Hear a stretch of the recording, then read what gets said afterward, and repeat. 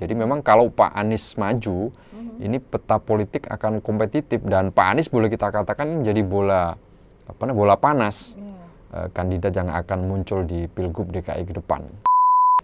Yang kita sayangkan tentu kan tidak ada makan siang gratis di politik kan. Pak Sandi pindah dari Gerindra ke P3 kan tentu juga saya kira tidak gratis dalam tanda kutip juga ya.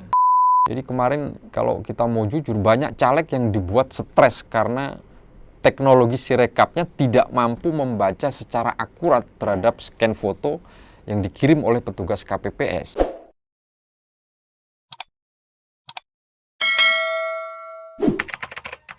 Ngompol.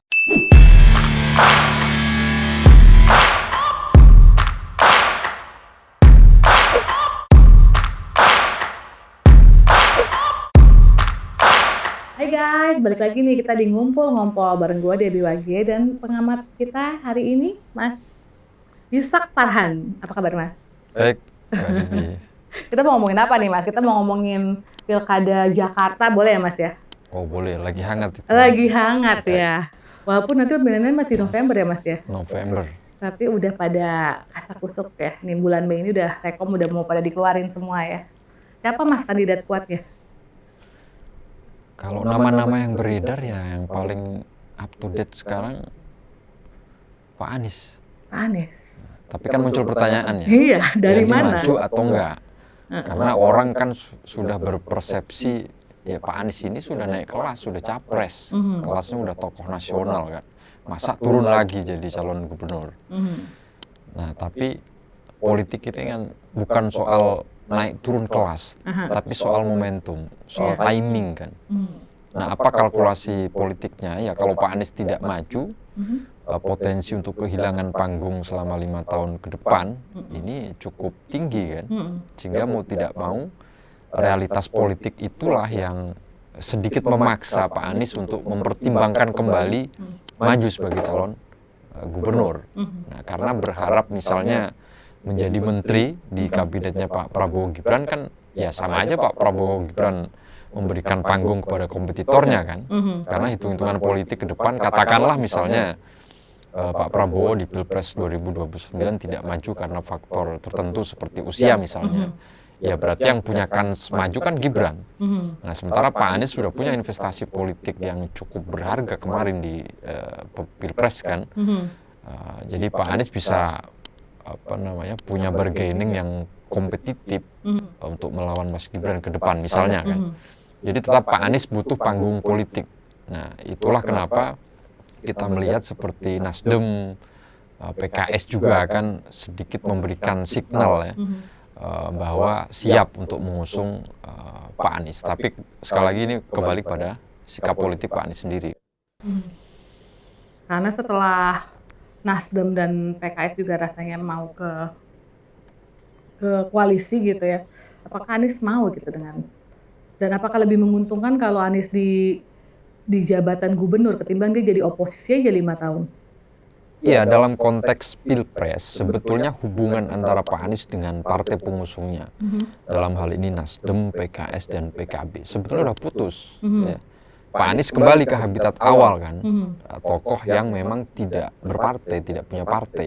Nah inilah kendalanya ketika partai politik di sisi lain ini menjadi instrumen atau pilar demokrasi untuk mengajukan pasangan calon baik itu di Pilpres maupun Pilkada kan. Jadi tetap mau tidak mau ke depan Pak Anies ya harus bersentuhan lagi dalam tanda kutip dengan partai politik kan. Nah dalam konteks Pilkada, ya saya kira kalau bicara kans atau peluang calon-calon populer, salah satunya kan memang Pak Anies Baswedan kan. Selain misalnya di Partai Golkar ada Pak Ridwan Kamil yang digadang-gadang juga, meskipun dapat rekomendasi di Jawa Barat juga. Kemudian Golkar juga ada nama Pak Ahmad Zaki Iskandar, Ketua DPD Golkar DKI kan. Gerindra juga saya kira ada beberapa nama juga yang cukup populer kan, ada Pak Ahmad Riza Patria, ada Mbak Sarah juga. Satu lagi Golkar ada Pak Erwin Aksa kan. Kemudian PDIP juga ada nama-nama seperti Bu Risma, Pak Ahok. Jadi memang kalau Pak Anies maju, ini peta politik akan kompetitif dan Pak Anies boleh kita katakan menjadi bola panas kandidat yang akan muncul di Pilgub DKI ke depan. Iya, tapi kalaupun maju tapi nggak menang, bukannya malah jadi tambah blunder. Nah, itulah tantangannya. Beban moralnya lebih tinggi lagi. Iya. Karena kalau Pilpres kemarin, Pak Anies cenderung tidak punya beban moral apapun. Iya. Jadi Nothing kalaupun tulus lah kalah, ya. persepsi masyarakat wajar karena ini pertama kali. Nah, kita bisa membayangkan Pak Prabowo udah 3 kali Pilpres kan, sampai akhirnya bisa menjadi capres terpilih, presiden terpilih kan. Mungkin akan ada yang mengagetkan nggak, kayak misalnya mungkin Kaisang juga akan maju?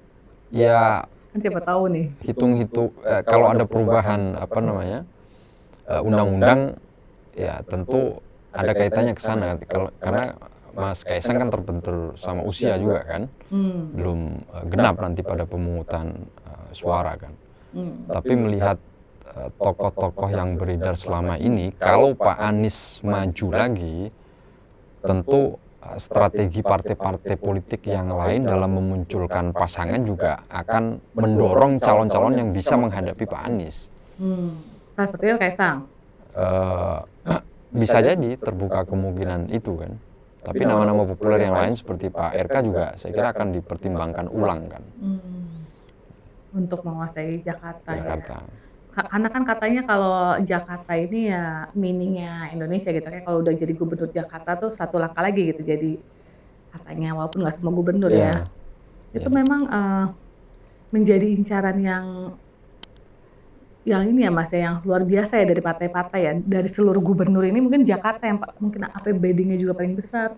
Ya, Jakarta meskipun ke depan tidak lagi menjadi ibu kota, tapi kan tidak mengurangi keseksian Jakarta kan sebagai pusat perekonomian nasional. Bayangkan perputaran uang itu kan ada di Jakarta, jadi memang sangat seksi sekali dan dalam konteks politik sering dijadikan sebagai ukuran atau barometer politik nasional. Nah, seringkali setelah menjadi gubernur ya tentu posisi gubernur itulah yang akan dijadikan batu loncatan untuk Pilpres, sama seperti Pak Jokowi kan. Nah, Pak Anies kemarin belum berhasil kan. Jadi Jakarta meskipun tidak lagi menjadi ibu kota ke depan tetap tidak mengurangi keseksian Jakarta, apalagi kalau undang-undang yang baru tentang Jakarta wilayah aglomerasi itu diimplementasikan kan, ini juga semakin seksi lagi Jakarta kan. Walaupun ini masalah-masalah di Jakarta juga banyak yang nggak terselesaikan ya. Nah, itulah tantangannya kan. Jadi kalau kita klaster lagi, paling nggak PR Jakarta dari beberapa periode yang lalu kan tetap ya satu soal macet kan. Ini semua orang mengeluhkan soal macet kan. Banjir. Kemudian banjir juga, kemudian juga kriminalitas, kemudian juga isu sampah lingkungan dan polusi kan. Jadi ini yang mesti jadi perhatian para kandidat gubernur DKI Jakarta ke depan. Waktu kepemimpinan Pak Anies, menurut Mas Yusak, waktu Pak Anies jadi gubernur, apakah cukup berhasil ya? Ya, tentu ada plus minusnya ya. Banyak pembaharan-pembaharan di era Pak Anies Baswedan, tetapi saya kira memang 5 tahun kan memang tidak cukup kalau digunakan untuk mengoptimalkan seluruh program-program pembangunan daerah ya. Ya makanya ini kan nanti akan menjadi pembuktian apakah kalau Pak Anies maju itu dipilih kembali oleh rakyat atau tidak. Nah, ini akan menjadi ukuran kan sejauh mana elektabilitas Pak Anies di DKI Jakarta ini akan bisa dipertahankan atau tidak ke depan. Nah, tentu kan ini kembali kepada strategi partai-partai politik yang lain, siapa lawannya Pak Anies yang... Dan misalnya kita Ahok yang juga sudah pernah jadi gubernur gitu kan, apakah kinerja Ahok dinilai baik atau justru menyeramkan kan, itu akan menjadi, apakah itu saingan yang cukup kuat ya untuk Pak Anies, Pak Ahok gitu?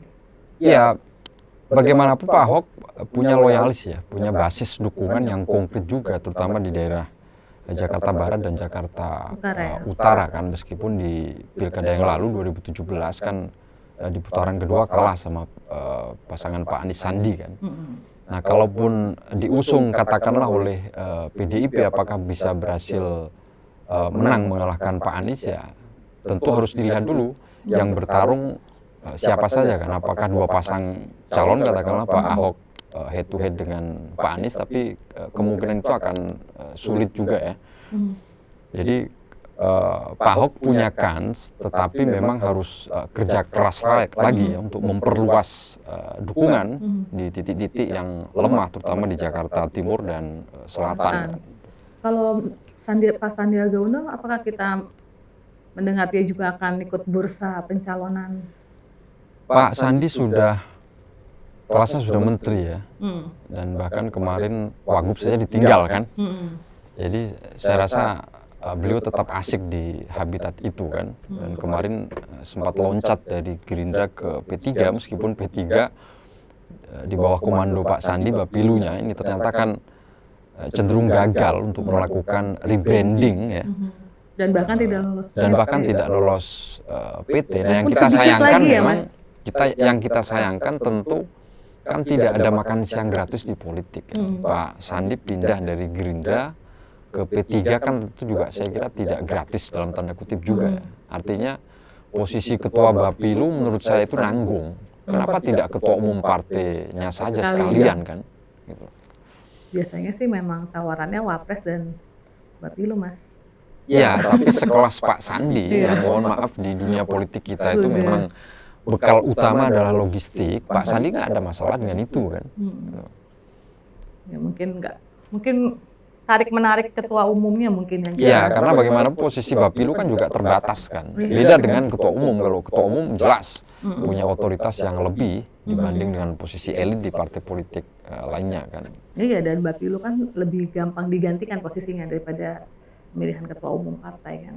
Saya kira ya.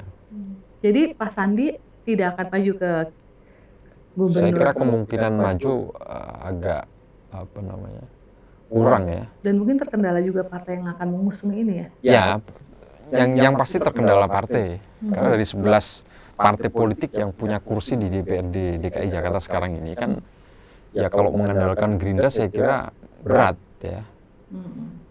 Karena Pak Sandi sudah eksodus kan dari Gerindra ke masa balik lagi? P3, masa balik lagi kan. Iya ya, jadi siapa yang jadi kita akan punya nama Anies yang akan diusung Nasdem dan PKS. Lalu PDIP. Ya, kalau Pak Anies tidak maju, mungkin Nasdem bisa saja memajukan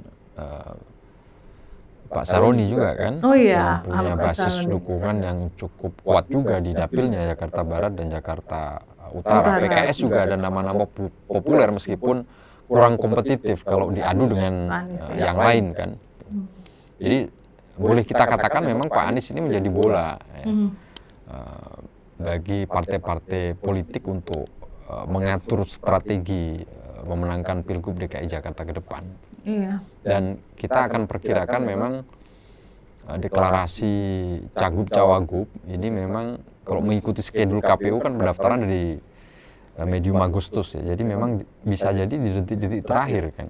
Nah, inilah PR-nya bagi kandidat yang hari ini tingkat popularitas serta elektabilitasnya masih rendah. Karena kalau mengandalkan waktu kampanye yang hanya 2 bulan, jelas tidak cukup, kecuali untuk tokoh-tokoh populer. Nah, kalau untuk kelas Pak Ridwan Kamil, untuk kelas Pak Anies Baswedan, Bu Risma, Pak Ahok, tidak perlu lagi mengejar popularitas karena mereka sudah populer kan. Yang berat ini kalau ada newcomers atau pendatang baru yang tingkat popularitasnya masih cukup rendah. Jadi kalau hanya mengandalkan sisa waktu 2 bulan terakhir ya saya kira agak kerepotan juga kan gitu. Tapi kan ini bagian dari strategi masing-masing faksi atau koalisi nanti kan. Dan ini akan serentak satu Indonesia kan? Iya, pilkada serentak kan. Ini akan lebih rumit nggak penghitungan suaranya dengan dilakukan serentak begini? Ini model keserentakan pertama kan.